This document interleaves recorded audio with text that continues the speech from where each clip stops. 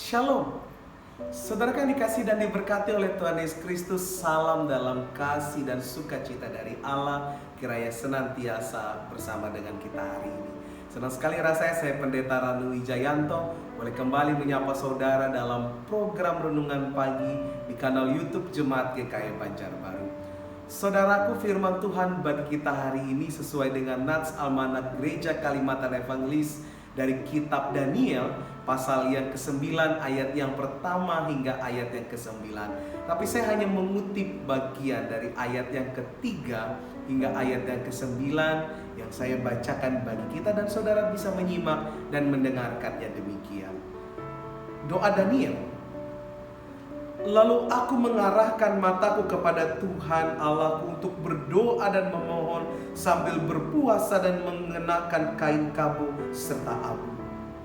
Maka aku memohon kepada Tuhan Allahku dan mengaku dosaku demikian. Ah Tuhan, Allah yang maha besar dan dahsyat, yang memegang perjanjian dan kasih setia kepada mereka yang mengasihi Engkau serta berpegang pada perintah-Mu.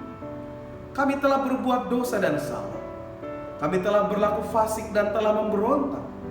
Kami telah menyimpang dari perintah dan peraturan.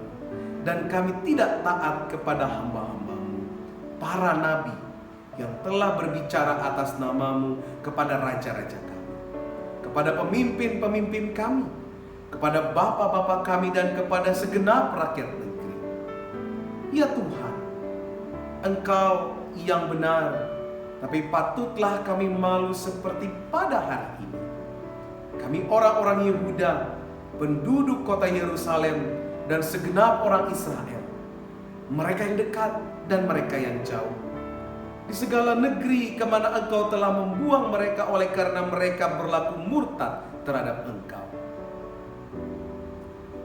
Ya Tuhan, kami, Raja kami, pemimpin-pemimpin kami, dan bapa-bapa kami patutlah malu, sebab kami telah berbuat dosa terhadap Engkau.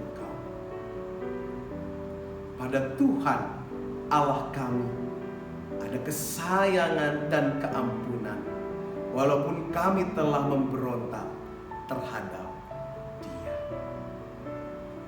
Saudaraku yang dikasihi dan diberkati oleh Tuhan, ada seorang jemaat bertanya kepada pendeta seperti ini, Pak Pendeta, menurut Pak Pendeta kira-kira doa yang seperti apa yang paling benar di hadapan Tuhan? Sontak pendeta ini pun sejenak merenung dan ia mulai menjawab pertanyaan jemaatnya tersebut. Jemaatku, doa yang paling benar adalah doa yang ditujukan kepada Allah. Lalu jemaat ini bertanya kembali, kira-kira doa seperti apa? Adakah contohnya? Lalu dijawab oleh pendeta ini, semua doa yang paling benar ada contohnya di dalam Alkitab.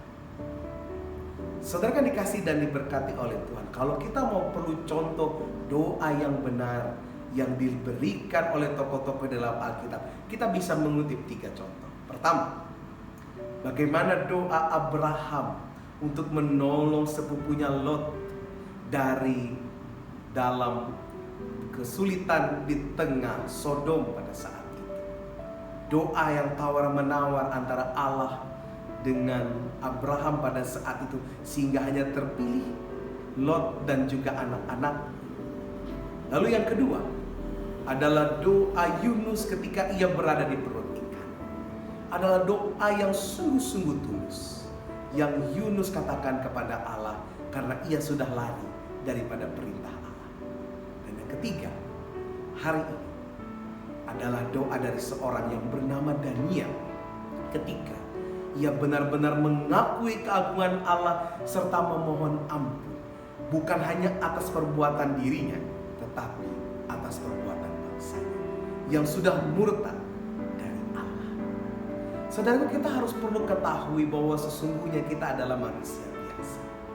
Dan hari ini kita renungkan dari bagaimana seorang yang bernama Daniel yang memiliki kekuatan yang luar biasa dalam dirinya, bukan berasal dari dirinya sendiri, tapi berasal dari Allah yang bisa bekerja dengan caranya. Dan ini sungguh luar biasa mengajari kita bahwa sesungguhnya sebagai seorang yang berdoa atau sebagai seorang pendoa, kita harus yang pertama mengerti akan pengenalan firman Tuhan. Lalu yang kedua, kita harus memuji dan bersyukur kepada Tuhan. Yang ketiga, jangan lupa untuk selalu memohon pengampunan dosa daripada Tuhan, karena kita sesungguhnya adalah manusia yang berdosa. Dan yang ketiga, yang keempat, menguatkan janji kepada Tuhan dalam segala keadaan. Janji kepada Tuhan untuk setia kepadanya tanpa mengingkari itu. Inilah yang menjadi kekuatan di dalam pribadi seorang Daniel, dan kiranya menjadi kekuatan bagi kehidupan kita. Maka sepatutnya lah kita disebut sebagai seorang pendoa. Daniel pun juga disebut sebagai seorang pendoa, man of prayer. Ini menjadi gaya hidup kita untuk bisa terlepas dari berbagai pergumulan dan kesulitan. Seperti Daniel dalam pembuangan di Babilonia, terlebih ketika ia dibuang ke dalam gua singa, dia bukan hanya memohon ampun atas dirinya, tapi atas bangsanya, sehingga Allah berkenan menyatakan yang baik dalam kehidupannya. Kiranya ini pun juga menjadi gaya hidup kita, sehingga Allah menyatakan yang baik dalam kehidupan kita. Kiranya Tuhan memberkati kita melalui firman-Nya. Mari berdoa. Ya Allah Bapa kami, mampukanlah kami untuk menjadi seorang pendoa yang baik kepadamu. Tidak ada cara lain bagi kami untuk datang kepada Allah selain melalui doa. Mampukan kami Tuhan untuk selalu bisa mengenal akan kebenaran firman-Mu, untuk dapat selalu bisa mengucap syukur, bahkan juga menjadi orang yang selalu akan memuji kebesaran Tuhan.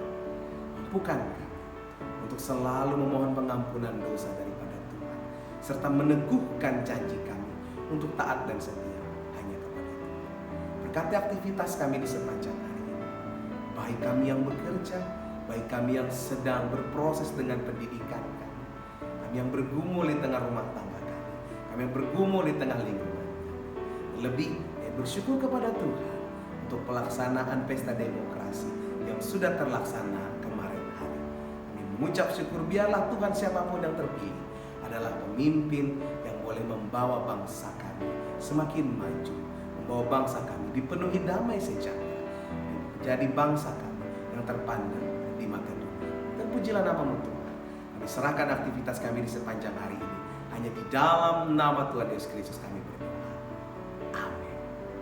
Sampai jumpa di lain waktu dan kesempatan. Kasih Tuhan Yesus Kristus memberkati kita semua. Shalom.